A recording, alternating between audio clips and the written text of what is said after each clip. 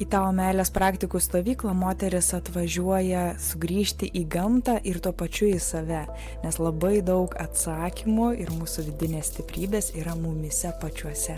Čia matote kadrus iš stovyklos, kada mes rytą pradedame nuo mankštų, čigong mankštų, kuriuos išjudina mūsų meridianus, tai yra energetinius kanalus, naudojame ir bambukinę šluotelę ir taip pat detoksikuojame bei aktyviname mūsų dubens dugno sritį, kadangi kvėpuojant mūsų dubuo visa ginekologinė sritis taip pat dirba. Stovykloje būna kompleksiškai ir paskaitos, ir bendravimas tarpusavėje, meditacijos, sutartinės, būtent dubens dugno praktikos kaip nefrito kiaušinio praktika, kad išspręsti problemas kaip skausmingos mėnesinės, šlapimo nelaikymas, gimdos nusileidimas, menopauzės simptomai, libido klausimai. Mano pačios asmeninis kelias į šitas praktikas buvo būtent per tyrinėjimą, ar aš galiu pažadinti savo kūną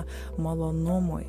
Ir kada moteris daro šitas praktikas, dažnai būtent dėl sveikatingumo aspektų jos pastebi taip pat pokyčius ir kas liečia visą intimumo sritį, norą, pojūčius, nes mes galim pažadinti, pabudinti savo kūną. Ir būtent kada į tai einame kompleksiškai per senovės daoistinės praktikas.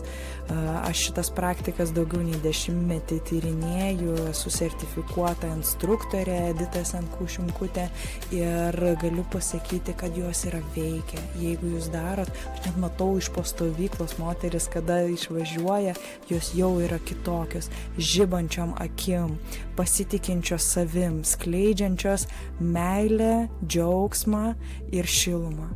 Tai aš linkiu susitikti mudviem tavo meilės stovykloje. Artimiausius ieškok aprašyme.